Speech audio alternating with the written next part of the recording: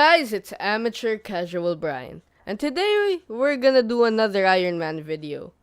But I promise you that this is the last Iron Man video. I'll probably be doing other types of content going forward, but for now, I'm gonna try my hand in top 10 style videos.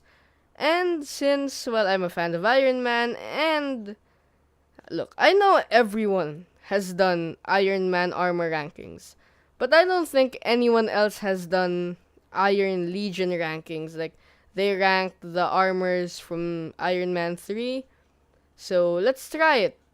Clarifying, the armors we're gonna be talking about are Marks 8 to 41. So, don't expect anything else other than those armors. So, let's get into it. Now, before we start, let's set some criteria. Striking visuals. Since most of these armors aren't even gonna get screen time, an important part of my ranking is how they look. And this part is gonna be the most subjective out of all of the criteria because at that point it's my opinion. Profile. This boils down to the marketing and information given to the armor in question, and it's basically what we know about the armor before the movie and how hyped up or major it was in promotional material. Screen appearance. Now, this part of the criteria mainly boils down to the role of the suit in Iron Man 3 and how major or striking its appearance really was. And now that we've gotten that out of the way, let's start with number 34, the Mark 12. Now, this armor isn't really anything special. It's silver and mustard yellow, and it was one of the advanced suits Tony worked on before any of the specialized suits. It was pretty durable, and it sported a new faceplate that would be used for other, more prominent suits later on. Number 33, the Mark 14. The Mark 14 is the last advanced suit that Tony made. A silver and black armor, it was streamlined and made for maneuverability, which made it a bad choice for combat. Its successor is very impressive, however, and it will come much later in the list. Number 32, the Mark 10. The Mark 10 is Tony's first advanced suit. It was made for high speeds and efficient battle capabilities. While it looks impressive, it has little to no screen time, so I put it extremely low in the list. Number 31, the Mark 21. The Midas is the first high-altitude suit and is made of enhanced gold and titanium alloy, which gives it a predominantly gold paint job and allows it extended time in orbit. The reason for its creation was seen in the Avengers, where Tony went up the wormhole and almost died. Number 30, the Mark 19. Nicknamed Tiger, this suit was made for high-velocity flight and sports a predominantly red paint job with gold and silver accents, which gives it a paint job not unlike that of a tiger, or at least a pattern. Now, the basic body design was also used for the Mark 10 and is the predecessor of the Mark 31. Number 29, the Mark 13. This was the first armor made for extremely high velocity and sports a unique arc reactor shape. It mostly has a dark gray color scheme, and it wasn't really featured in the movie, giving it a low rank in the list. Number 28, the Mark 20. The long-distance prototype suit, also known as Python, is a suit with a body similar to the Mark 12 and has a black and gold color scheme. Number 27, the Mark 11. The Mark 11 is the second advanced suit that Tony created and is based on the Model 20 Tin Man armor from the Marvel comics. It sports a new faceplate which will be used for many armors to come. Number 26, the Mark 31. The Mark 31 also known as Piston, is an extremely fast velocity suit and is the successor and upgrade of the Mark 19, and sports a silver and green paint job. It was seen in Iron Man 3 where it was destroyed by 3 Extremis soldiers. Number 25, the Mark 34. The Southpaw prototype rescue suit is a dark crimson suit with a giant rescue claw for a left hand. It was never shown in Iron Man 3, therefore giving it not much of an opportunity for profiling. Number 24, the Mark 22. The Hot Rod armor is the prototype of the Mark II War Machine armor, and it sports a gray paint job with red gradients and fire decals on the boots.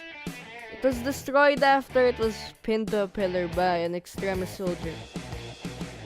Number 23, the Mark 32. The Romeo armor's striking feature is, along with the Mark 17, 18, 24, and 29, is its oversized arc reactor, which allows it to sustain its speed and agility, and sports a black and silver color scheme. Number 22, the Mark 23. The Mark 23 armor, nicknamed Shades, is an extreme heat suit, and I think that title is self-explanatory.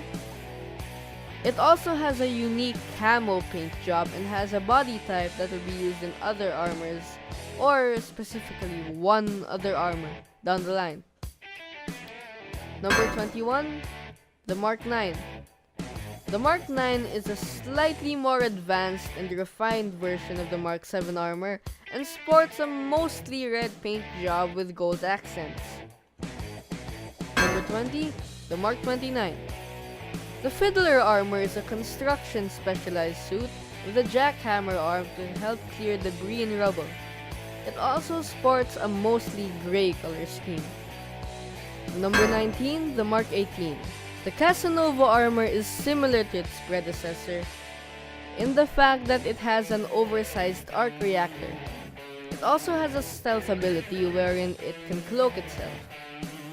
It still has offensive capabilities, with its repulsors and weaponry being more powerful than a regular armor. Number 18, the Mark 28. The Mark 28 Jack armor is a radiation zone suit, which allows it proper functionality in areas with a high radiation concentration, and it has a black and gold color scheme. Number 17, the Mark 27. The Mark 27, also known as Disco, is a stealth suit with a special ability of blending into its surroundings, giving the armor its name type, Chameleon. Its body type is based on the Mark 7 and has the faceplate of the Mark 12 and has a neon blue and orange color scheme. Number 16 is the Mark 30. Blue Steel is an energy-enhanced Centurion suit and has a much higher energy output than most other suits. It has a unique body type and a blue and silver color scheme, reminiscent of the comics' Arctic armor. Number 15 is the Mark 15. The Sneaky armor, the predecessor of the Nightclub armor, is a stealth suit and therefore has a cloaking system. It's mostly black and gray and has a very geometric and pointy design. It's also the first of the Iron Legion to be named. Number 14, the Mark 8. The Mark 8 is the very first of the Iron Legion, and as the immediate successor of the Mark 7, it has a very similar design, but is much more heavily armored and has more red and gold. If any of you watched Iron Man 3, then you may remember this armor as the one Pepper brutally murdered and used as a weapon to kill Aldrich Killian. Number 13, the Mark 26. The Gamma armor is a copy of the Mark 25, which we will see later on in the list, with its most striking features being its jackhammer arms, which can be used to clear debris and kill people. The nickname Gamma also comes from its ability to withstand massive amounts of gamma energy and its green color scheme. Number 12, the Mark 36. Peacekeeper is a riot control suit and has a special body type, which it shares with the Mark 35 and the bright orange color scheme. It also sports sonic repulsors, which allow it to control large crowds if necessary. Number 11, the Mark 24. The Mark 24 tank armor has the same body type as the Mark 17 and is extremely fortified. Where do you think the name tank came from? It also has more powerful weapons than most, if not all Iron Man suits until then. Number 10, Mark 40. The shotgun armor is the final high velocity / hyper velocity suit and has a design similar to the Mark 13 and shades. It was also used by Tony to fight against Aldrich Killian, but he was beaten with the armor being sliced in half after ejecting him. Number 9, the Mark 16. The Mark 16, also known as the nightclub armor, has an advanced cloaking system, which allows it to blend in its surroundings. Strangely, in most concept art, it was actually black and silver with a red arc reactor similar to the War Machine armors. But in the movie, it was a regular red and gold. In the movie, it was used by Tony to fight Aldrich Killian, but it was destroyed during the battle. Number 8, the Mark 37. The Hammerhead Mark 37 armor is a deep sea armor, specializing in underwater combat, and for that purpose, it's the only armor to have torpedoes in its arsenal. It sports a unique deep sea green, making it the only armor to have that color. Number 7, the Mark 25. Striker. The Mark 25 is a heavy construction armor, and with its arm jackhammers, it's able to pierce hard metals and other materials, and is also a viable option for combat. It's mostly gunmetal gray with yellow on the jackhammers and shoulders, with a special helmet and arc reactor shape. It appears in Iron Man 3 protecting Rhodey from 2 Extremis soldiers by launching them up for another suit to blast them. Number 6, the Mark 35. Red Snapper is, similar to Southpaw, a disaster rescue armor, with the main difference being the presence of claws for both hands and the red and gold color scheme. It was destroyed when it crashed into a pillar.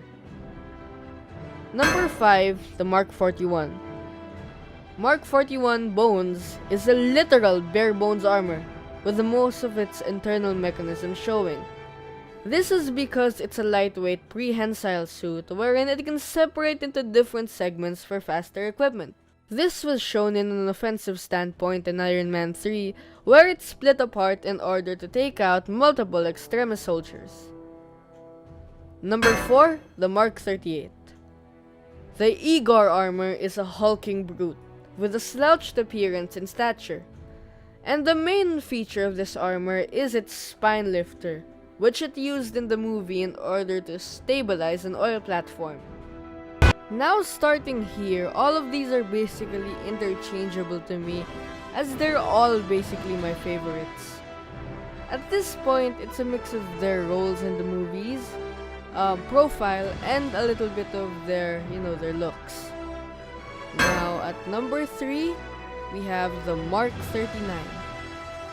The Star Boost / Gemini armor is my personal favorite, so it really pains me to not put it at number 1. The successor of the Midas armor, this was made for suborbital travel and sported the white and carbon black color scheme with gold accents, and a booster pack on its back which can be disattached. Number 2 is the Mark 17. The Heartbreaker armor is without a doubt the poster boy of the Iron Legion, since it appears in numerous promotional material and is one of the few armors that Tony name-dropped in the movie. It's also the first armor to have an oversized arc reactor, and it has more powerful weapons than most suits. And it appears many times, but it has 2 major appearances. Once to help Red Snapper get loose of Extremis soldiers to no avail, and second to help Brody get to President Ellis. And to finish it all off, number 1 is the Mark 33, the Silver Centurion. Now, thinking fairly and objectively enough, honestly for me there was barely any contest. Now, this is an enhanced energy armor similar to the blue steel armor, and it features the same body type, but in a red and of course silver color scheme. It also featured a vibranium blade and had an extremely high energy output similar to the blue steel armor. Now, if you didn't already know, this armor is a version of the comics Model 7 Silver Centurion, which bumps it quite a bit in the profile department, even if it wasn't the MCU version. And this was the first armor Tony used at the Battle of Norco, and unfortunately, it was destroyed after Aldrich Killian destroyed its arc reactor. Now that ends our list, and if you disagree, that's fine. This is all my opinion, and you can discuss it down there in the comments. I just thought it would be a good idea because no one has ever done it yet, and I'm a big fan of the Iron Legion. So this has been Amateur Casual Brian, signing out.